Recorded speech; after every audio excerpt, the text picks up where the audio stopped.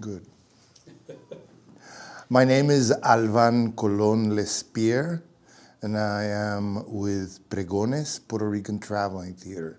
We have two locations in the Bronx, in the South Bronx actually, and we operate a theater in Manhattan, smack in the middle of the Broadway district, which is just an amazing thing. We merged 3 years ago with the Puerto Rican Traveling Theater, which was founded by Miriam Colón, and she passed away a year and a half ago. And we have been doing programming in the theater in Manhattan. And it has been a very exciting time for us in there because this is the Broadway district. And this is the only Latino theater in that district. So it really adds to what is commonly known as diversity, which is something that's quite lacking in that district. And I think that was one of the things that was of interest to the Broadway sub-district, which was the one that offered the initial funding for the project that later developed into the pilot of Plataforma. Briefly tell me about how and when Pregones came to the National Performance Network and how it's impacted your work. Okay, we started at the network late 80s, I would say, a very long time ago, when the network was a project of dance theater workshop. And David White invited me, and I started going, and then later we became partners. And I've been part of the network for all those years, and it has been critical in our development as an organization, particularly as a presenter, because even though we had presented, but we were doing it intuitively. We had intuitive protocols, and with the network, we acquired this knowledge of how to organize in an efficient fashion the form and the fashion of bringing in artists to engage with our community in different forms. And it was critical in the development of the organization, our belonging to the network, in the sense that it allowed us to establish that portion of our work, number one. Number two, it really aided us in formalizing communication structures with visiting artists. So it has been fantastic. And I'll make an aside. I don't know if you recall, Paul, the first draft of the NPN vision statement, we did it. And I was thinking about that the other day. That was just an aside. It's okay. No, I sat through the rewrites and just listened because, with that same thought. Wow. So I just can't emphasize the value of the network for an organization like us. We're a mid-sized organization. We run 2 venues, which is quite a challenge, let's say. And the network has been really an asset in communication, in knowing artists' work, in engaging with artists, in establishing efficient ways of having artists engage within our community during the period of time that they are residents with us. I've got two questions here that are, I'm going to read them because they seem to be connected. It was either one or the other, but I think both together with you might be interesting. How does your organization strive to support your community, which you want to identify? And then, what does your organization mean to your community? Do you want to talk about that? Okay. Well, we're a Puerto Rican traveling theater. We are a Puerto Rican company, a Puerto Rican theater company.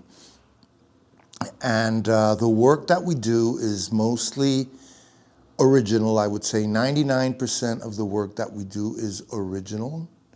And it arises from our community members, from our Puerto Rican poets, from our ensemble, which is part of the community. We don't believe in ourselves as something outside of our milieu, of our cultural enclave. That's who we are, and that's where we belong, and that's where we are anchored. In our neighborhoods, particularly in the South Bronx, Pregones is a very well-loved and respected institution. People come to us, and we have repeated audiences, regardless of the type of work that we're doing, whether it be, for example, we do a music series, and I insist that we present contemporary classical music. And initially there was like a little, will people get it? This sometimes gets weird. And I say, good, let it be weird. I mean, we want our audiences to grow their experiences in viewing and in participating in performing arts. And if they enjoy it, great. And if they don't enjoy it, that's not bad either, because they had the opportunity. And we are happy to provide that opportunity. So in that sense, and it feels very strange for me to be talking about this, but in that sense, I believe that we are an important artistic and cultural anchor in our community, because it is not only due to the work that the company generates, but it is also due to the work that we present from visiting artists and other types of cultural engagement that we offer our space, and we have it there, so it is open to various initiatives within our community, the Puerto Rican community particularly. And then when we go to the Broadway district, that is like something, people come and you can see the pride in their faces, and they voice it. They are extremely proud that we are there, that it is a Puerto Rican company that is there, that the legacy of the groundwork that Miriam Colón established several decades ago continues. And we're that only Latino face there. So it is, I mean, we're happy. It's a challenge, logistically, financially, but nevertheless, it is a great pleasure for us to be able to do it. That's wonderful. I want to tell me about Plataforma. What have been some of your biggest victories? What have been some Okay. of the, and also what have been the challenges you've Okay. experienced? We started this pilot run with initial funding from the Broadway sub-district. And we had envisioned a run of 2 to 3 years. And the idea was multi-pronged, let's say.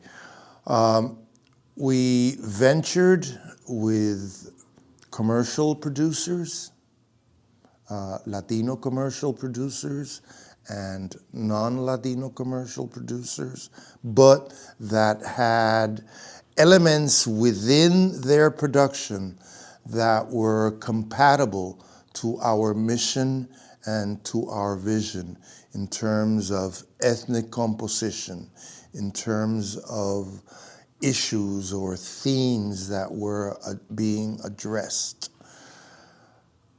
And one of the productions that we did as part of Plataforma was a venture with some commercial producers, and these are Puerto Rican producers.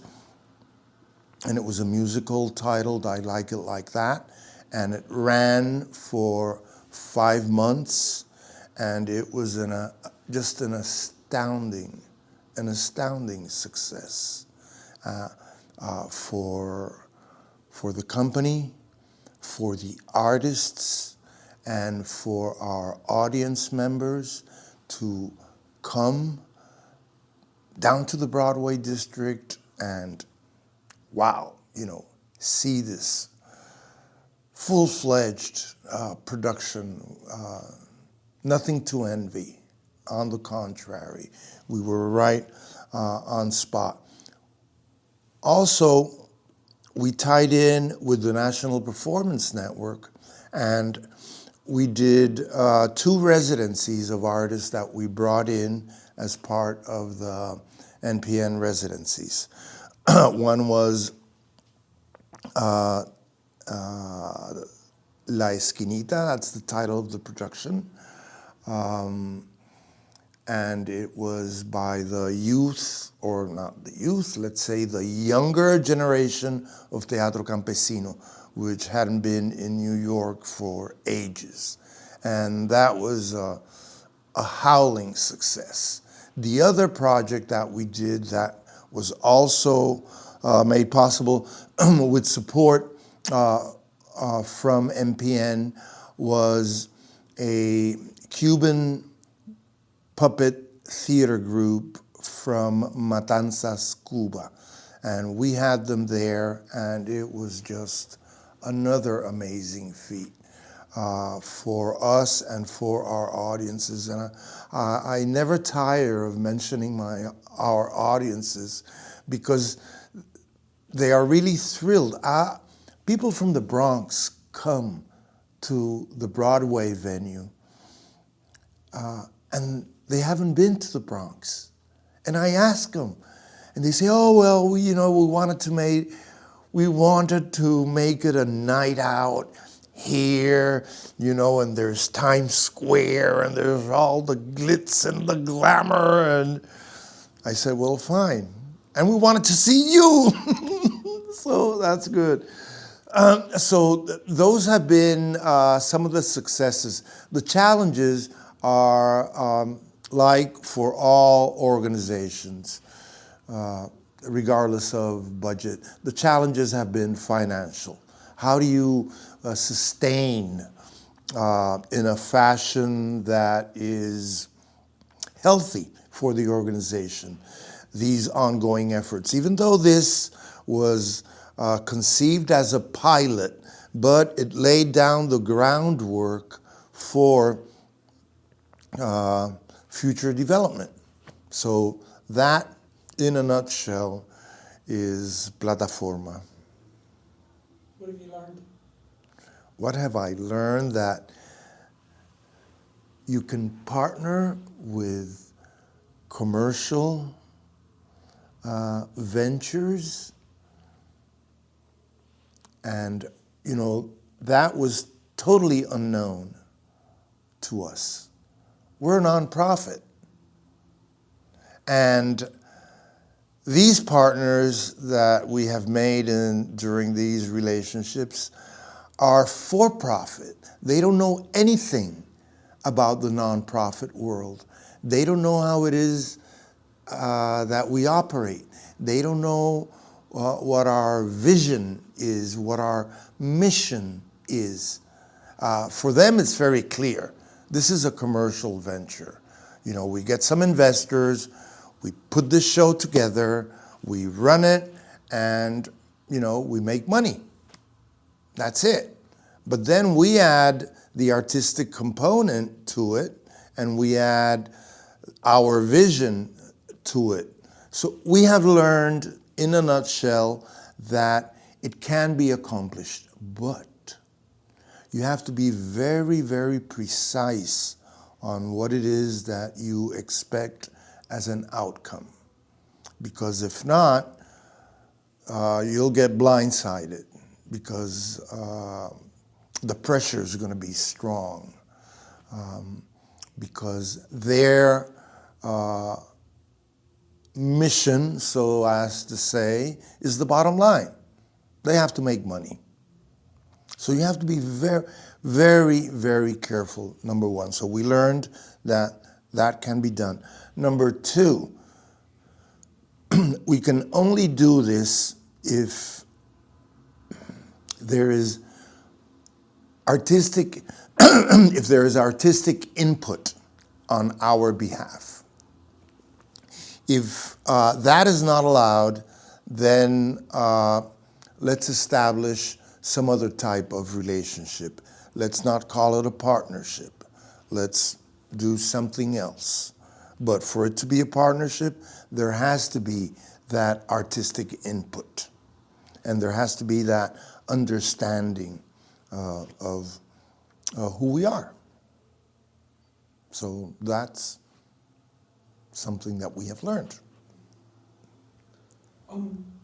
So for 33 years, NPN has made community engagement just a pillar of its residency support, right? And I'm wondering how the NPN has impacted your community engagement practices, or even how you think of your practice, period, at this point. What has been its influence? I'm going to give you an example of one event that we did with National Performance Support, and it was an artist residency, and it was a classical music group. And we took them to a site which I tend to call traditional places, where people gather. And but it was not a site that would host regularly artistic events. So that was a first for that organization that we partnered with through NPN many years ago. Later on, I was thinking, wow, this has some potential. We were doing some work with the International Brotherhood of Electrical Workers. And they have, at that time, they had a chapter or a club within the union that was basically Latino. And these were young men and young women. And on one occasion, they had scheduled a monthly meeting, which was food and talk, that sort of thing, right close by to our theater in the Bronx. And I approached the president of that club, and I told him, listen, I have this idea. And maybe it's new to you, but it's not new to the labor movement in this country and in this city. We have a classical music group, and I want to bring them to the meeting. I need 40 minutes. You have to put aside 40 minutes. There's not going to be any talking. There's not going to be any handling of food or anything. It's just, they're going to be there. We need 10 minutes to set up and 30 minutes to perform. And we did it. Brahms, Mendelssohn, Mozart. And those guys and those women were just like, wow, blown away. So that was something that we did, implementing a mechanism that we had experienced with NPN in terms of engaging with sectors of our community. And it was just fantastic. And we have continued doing that, you know, throughout, even though before we were with NPN, our company was always engaging with our community throughout different initiatives. But this is an example of a strengthening of a component. Thanks to something that we learned through NPN.